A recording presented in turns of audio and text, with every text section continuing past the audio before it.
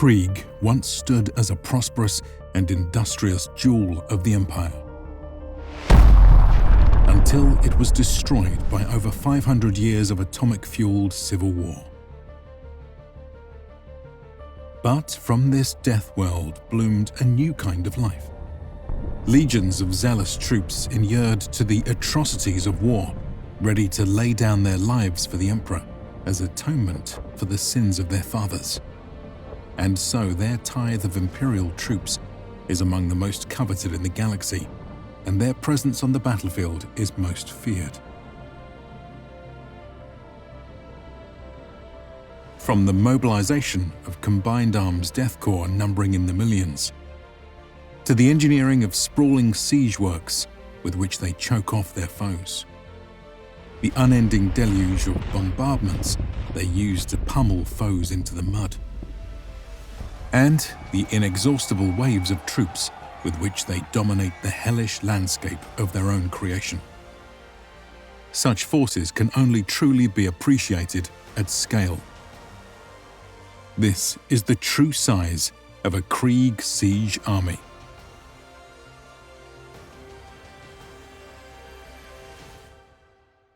So if you love these types of videos and the world of Warhammer 40,000, I can highly recommend the game Tacticus, which is today's sponsor. Now, I've been playing this game for over a year now. I am super addicted. I play almost daily and I love it. So essentially what you're going to be doing in this game is making a team of characters to fight tactical, crunchy battles. There are a whole bunch of factions in the game. I've collected most of the characters at this point and I love it. Each of the different factions comes with its special traits. For instance, the Necrons have this living metal feature which allows them to heal at the start of each round. Otherwise, Nurgle, for instance, is very flavorful. They have a contagion ability which strips away and sunders enemy armor. And then beyond that, once you get into each character, they all are going to have their different stats, abilities, passives, actives, and you put that all together with all these synergies and it makes for a very dynamic battlefield. The battles themselves are going to see you deploy about 5 characters and then fight the enemies in turn-based movements on a hex-based grid map, height, line of sight, elevation, terrain that is impassable. It all matters and it makes for very flavorful and rewarding combat. Now what you're going to be doing in the game is engaging in a lot of different forms of combat. So for instance, the core gameplay that you're going to start off with is going to be the 8 different campaigns that you play that focuses on a separate faction. Once you master that, you can move on to the elite mode of each of those, so that's 16 campaigns. Then beyond that, you have salvage missions where you can go and collect in-game currency. You then have onslaught, which is wave-based, which allows you to then progress and upgrade your characters. Then there's arena, where you can test your mettle against other characters. And there's all sorts of weekly and monthly special events that really change it up. So for instance, right now is a good time to jump in for the holidays because they have a lot of great rewards, a lot of cool characters, and for instance right here I have my blessed requisitions, which allow me to pull a bunch of new characters that I didn't have before. In addition to that, I've been able to level up a lot of other characters like Snotflaga. So you can see here I got him all the way up to Diamond, and now that means I unlock the Rogue Trader, which then has knock-on effects where I can spend his shards, go towards the progression of other characters, and really scratch my itch when it comes to unlocking everything in this game. So I can't recommend Warhammer 40,000 Tacticus enough as a personal addict. I think you should get addicted too, and the holidays is a great time to jump in because they have a lot of special rewards, a lot of goodies going out, including our own, which you can find in the description. So check it out, and I'll see you on the battlefield. The planet of Krieg is located to the galactic southwest of Terra in the Uhulus sector of the segmentum Tempestus. In millennia past, it had arisen as a thriving hive world of the Imperium. However, over the years, its rulers came to harbour a deep resentment for the tithes levied upon them by the Departamento Munitorum, with the most powerful oligarchs fearing that the only true threat to their grip on the planet came from outsiders. Thus, they began to grow more insular, investing vast resources into private armies and colossal military fortifications. Such moves came to a head in the year 433 of M40. It was then that the High Autocrat of the largest hive city renounced the Emperor, imposed martial law, and declared that Krieg was now an independent planet. As this heretical movement swept across the land, loyalist factions rose to oppose them. Yet they were few in number and destined to be overrun. Thus, in their last stand, the Loyalists chose to unleash atomic weapons upon the traitors, purging the planet of its sins. Millions died in the initial blasts, with untold billions more being claimed by the societal collapse and nuclear winter which followed. As a consequence, the planet of Krieg would forevermore be transformed into a hellish death world. But this was not the end. For 500 years, the surviving Loyalist and Secessionist factions fought one another across the nightmarish landscape. Eventually, Krieg would see the Emperor's banner raised in triumph. It did so in the hands of a brutally forged army, the Death Korps. This new military was the product of generations hardened by unending war across an atomic wasteland. A grim, fatalistic, and fanatically loyal people who proved uncompromising in their desire to atone for the sins of their ancestors. Thus, the Krieg made excellent recruits for its newly reinstated imperial administrators. In fact, their tithe to the Astra Militarum is among the highest of all planets as a proportion of their population. But such seemingly untenable contributions are the result of more than just mass mobilization. Indeed, the mass production of troops is also key to maintaining such an elevated output of manpower. According to reports, this is achieved through the use of strict breeding programs and artificial vitae wombs, capable of reliably birthing vast generations of soldiers on a regular basis. However, rumors persist of accelerated growth programs and even cloning initiatives taking place deep within the bowels of the planet. Surprisingly, this has failed to draw the wrath of the Adeptus Mechanicus. Perhaps this is evidence of their falsehood.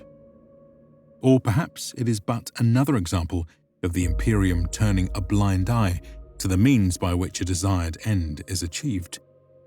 In this case, a deep source of effective and loyal troops. But regardless of their origin, we can now turn our attention to the armed forces of Krieg.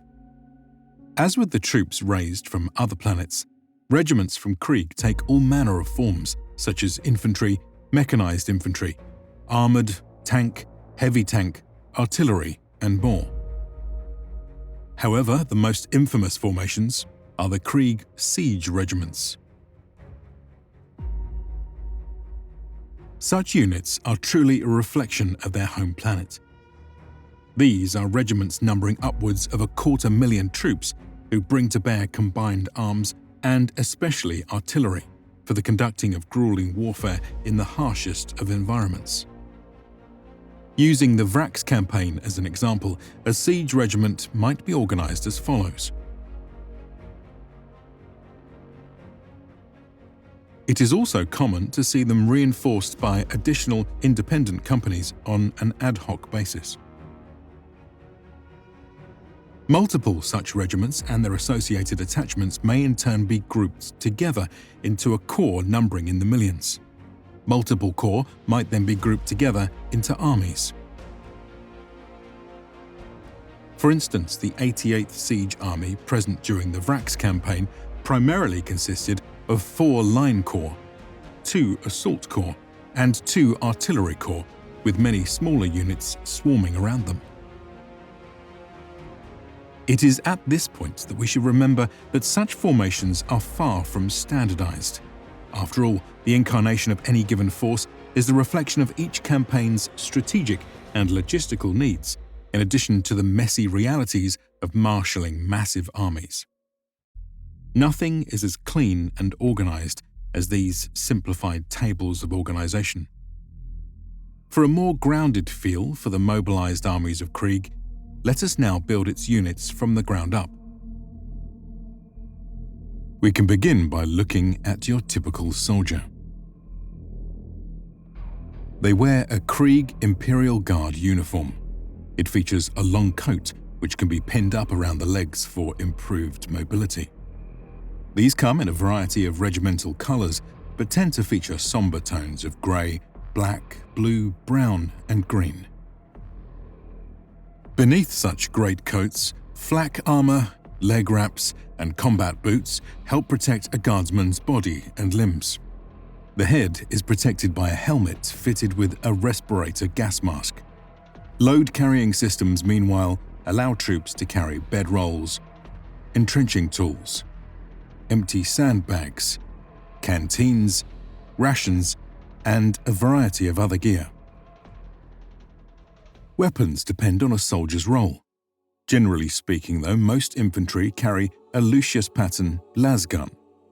Compared to the Cantrell pattern seen among the Cadians, this variant packs more powerful individual shots at the cost of reduced battery life and rate of fire.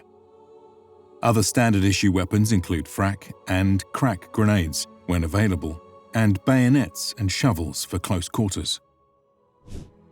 Alongside the typical soldier, we should also mention the typical rider. While nowhere near as numerous, they are still well worth discussing on account of their iconic place in Krieg military history.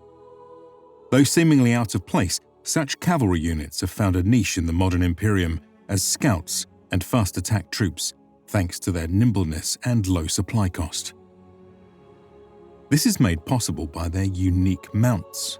Krieg steeds are genetically engineered and grown in cloning vats as the perfect warhorse, boasting incredible strength, endurance, aggression, and specialized organs fit for battlefield toughness. Furthermore, they have been augmented with subdermal armor, osmotic lungs, and a drug injection system which can boost their performance with stimulants and painkillers. Atop these mounts, Krieg soldiers wear similar uniforms to the foot troops, with the main difference being their plasteel breastplate and tall riding boots. For offense, their primary weapon is an explosive-tipped hunting lance. After use or in close quarters, this will be swapped out for a saber or las pistol. Additional gear such as rations, bedrolls, and mission equipment can be stored within one's saddlebags. With this understanding, let us join together individual troops into their various units. We can begin at the lowest level of the squad. A standard infantry squad consists of 9 guardsmen led by 1 watchmaster, who bears the rank of sergeant. His second-in-command is a corporal, often equipped with a voxcaster for communication with their fellow squads and their HQ. All are armed with a las gun, with the exception of the gunner, who carries a special weapon such as a melter gun, a plasma gun, a flamer, or a grenade launcher. A grenadier squad will be similarly organized to an infantry squad.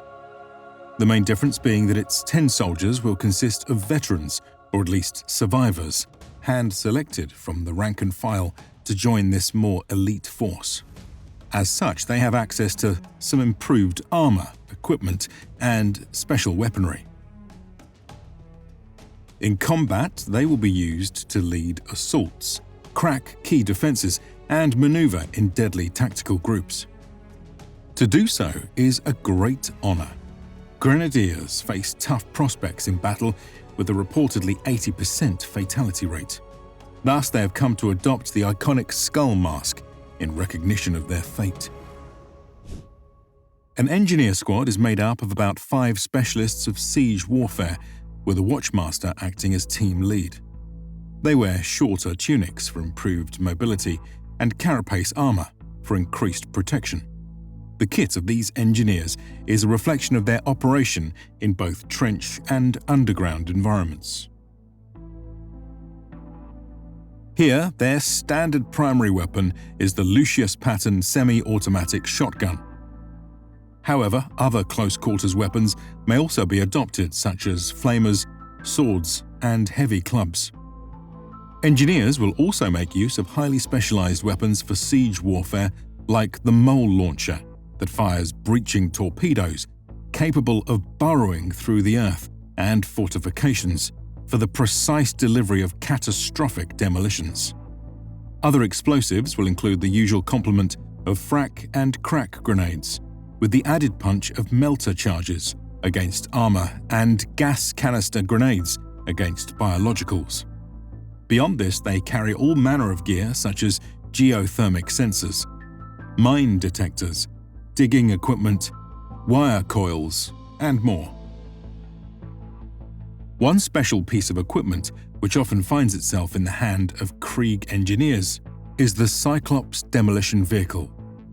These are small remote-controlled machines with thick armor and treaded or screw-enabled movement, which can navigate their way through the hardiest of environments.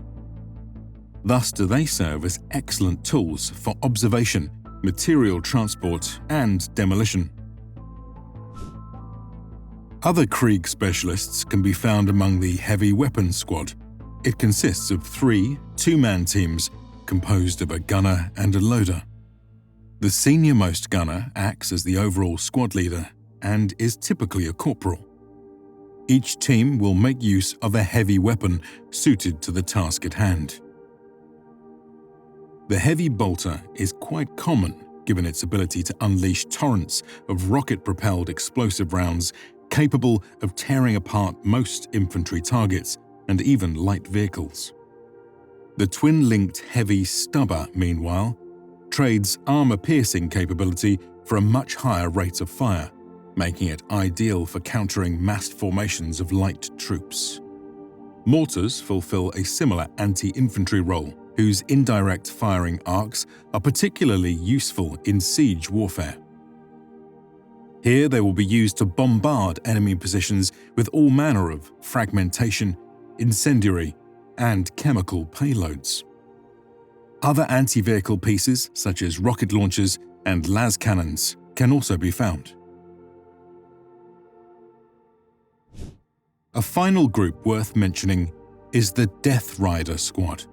It will be composed of 9 lancers, led by a ride master. In most cases, all members of the group will bear the same standard kit, with a lance, a saber, and a las pistol. However, specific missions may result in deviations. Long-range operations, for instance, often call for a stripped-down kit with 1 or more steeds being tasked with hauling extra supplies or spare materials. Reconnaissance missions, meanwhile, may see weapons traded for observation, communication, and camouflage gear. With these basic squads in mind, we can now begin joining them together into larger units. The typical Krieg Line Infantry Platoon is made up of 6 infantry squads and 1 command squad led by a lieutenant for a total of 65 troops. Assault platoons may see this number swell to over 100 or more men. The headquarters unit consists of a 5-man team. Its commanding officer can be identified by their ornate helmet, shoulder epaulets, and other accentuating gear. However, they rarely boast marks of personal distinction such as family crests or medals. This is because, unlike many other imperial regiments, officers of the Krieg army are not drawn from prideful noble stock. Rather, they are men who have risen from among the rank and file either because of their ability, their seniority, or their survivability. Besides them serve other soldiers who have been similarly elevated to the command squad. This includes a flag bearer, a Vox operator, and a pair of specialists who either carry special weapons or together man a heavy weapons system. Coming in a variety of anti-infantry or anti-armor variants, it will often be mounted on wheels to ensure the piece can be maneuvered or towed with ease. A grenadier platoon will be of similar make to the Line Infantry Platoon, the main difference being that their troops may bring a proportionately higher proportion of special arms and equipment on account of their role as heavy infantry. In some cases, grenadiers will indeed appear in concentrated units such as this one. More often, however, their squads will be dispersed across other infantry formations. The same can be said of engineering platoons, whose roughly 40 members will typically be attached to other forces or vehicle crews. The Heavy Weapons Platoon is made of about 9 heavy weapons squads and 1 command squad, led by a lieutenant for a total of 59 troops. Their composition may vary based on the role of the group. For our model, we have assumed a platoon which boasts 4 fire support squads bearing heavy bolters or heavy stubbers, 2 anti-armor squads bearing las cannons, and 3 mortar squads bearing mortars. Their 5-man command squad consists of a higher-ranking lieutenant who specializes in the use of supporting arms. As with the HQs of other platoons, this officer is again accompanied by a flag bearer, a Vox operator, and a heavy weapons team. As with the infantry, cavalry may at times form into platoon equivalents. In such cases, these units will be composed of about 3 squadrons. These are most suited for scouting and other light cavalry missions. Combat roles are better filled by Death Rider companies made up of 6 squadrons and 1 command squadron led by a lieutenant. Together, these make for fast, hard-hitting units. In battle, they will often be carefully held in reserve. When the time is right, they are then unleashed to break up enemy attacks, to blitz through defensive weak points, or to chase routing units to ensure that they cannot regroup and fight back. Now, let us explore how the various other platoons we have covered will be joined together into their own companies. The typical Krieg Line Infantry Company consists of 10 infantry platoons, 1 heavy weapons platoon, 2 grenadier squads, and 1 command squad led by a captain for a total of about 735 troops and about 40 heavy weapons pieces. As a side note, a grenadier company is of similar make, with the main difference being that a greater portion of the infantry platoons feature grenadier squads in them. With either company type, the infantry and heavy weapons platoons are organized as previously described. However, we should note that the support weapons of the latter group are seldom concentrated into a single block, being instead broken out by heavy weapons squad type and distributed amongst the infantry platoons. Zooming in on the grenadiers, we see how this small group of about 20 men forms the elite core of the overall force. Among them, one will find the greatest concentration of special weapons, as well as a pair of Centaur-class armored utility vehicles. Centaurs measure about 3 meters wide, 4 meters long, and 2.5 meters tall, with a weight hovering around 6 tons. Across the Astra Militarum, these are most commonly used for logistical purposes, either carrying supplies or towing heavy weapons and artillery. However, when assigned to grenadier units, they are instead employed as rapid troop transports. In this configuration, the vehicles will feature extra armor plating, mounted weaponry, and other utility upgrades such as smoke launchers, minesweepers, and dozer blades. Moving on to the command squad of our infantry company, we see that it once more boasts a commanding officer, typically a captain, and their staff. These include the usual complement of NCOs and specialists who man a heavy weapons system. Besides them is a wider team, meant to deal with the administrative needs of the unit and allow it to integrate with sibling or parent formations. This staff will most commonly be led by a quartermaster. Such officers are unique to the Krieg as individuals who double as both clerks and medics. In the former capacity, they will be tasked with tending to the fuel, the arms, and the ammunition of their unit. In the latter capacity, they will see to the injured, be it the delivery of life-saving care or, more often, a merciful death as dictated by the tenets of the cult of sacrifice. In the attrition-heavy battles of the Krieg, both roles go hand in hand, as quartermasters seek to recover as much useful material from the fallen as possible, a behaviour that has earned them the grim nickname of carrion eaters. At the company level, we might also expect to see the presence of a commissar. In most Imperial Guard units, they are political officers who keep busy by maintaining the morale and discipline of their units. Among the Krieg, however, such concerns are noticeably less pressing. Instead, commissars may focus on reining in overzealous commanders or simply be deployed elsewhere. Zooming back out to the headquarter group, we should mention that it will often be issued with a number of centaurs. Unlike those of the Grenadiers, these will more often be loaded with supplies and specialty gear such as communication packages or medical centers. Rounding out its capabilities might also be an attached Death Rider or Sentinel squadron meant to serve as the eyes and ears of the force. Altogether, a Krieg Line Infantry Company is a truly impressive unit, which stands just about double in size to that of its Cadian counterpart. In combat, they will be used to lead assaults, crack vast trench lines, and engaging in the grueling attrition of siege warfare. That is without even taking into account the differing weapon systems, tactics, and doctrines of warfare. However, we have only begun to scratch the surface of what makes the Krieg military unique.